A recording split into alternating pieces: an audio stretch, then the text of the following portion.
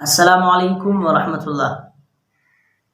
رسول کریم صلی اللہ علیہ وسلم کی حدیث مبارکہ ہے، حضرت ابو موسیٰ اشعری رضی اللہ تعالی عنہ نبی کریم صلی اللہ علیہ وسلم سے روایت نقل کرتے ہیں کہ حضور کریم صلی اللہ علیہ وسلم نے فرمایا، جب عورت عطر لگا کر لوگوں کے پاس سے گزرے تاکہ لوگ اس کی خوشبو سے محظوظ ہوں تو وہ زانیہ ہے۔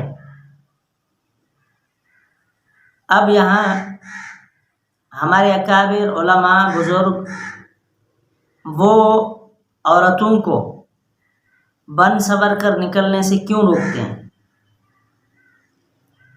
یہ اس لیے کہ جب کوئی عورت بن سنور کر خوشبو لگا کر نکلتی ہے تو پھر شیطان بھی اس کے ساتھ ہو لیتا ہے، اور پھر آوارہ مرد بھی اس کے طرف متوجہ ہوتے رہتے ہیں۔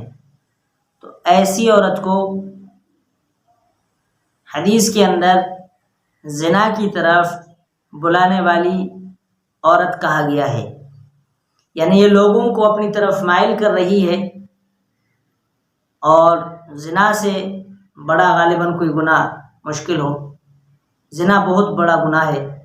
اس لیے ہم اپنی عوام کو، ہم اپنی ماؤں بہنوں بیٹیوں کو اس کی ترغیب بھی دیں اور اس سے بچانے کی بھی کوشش کریں۔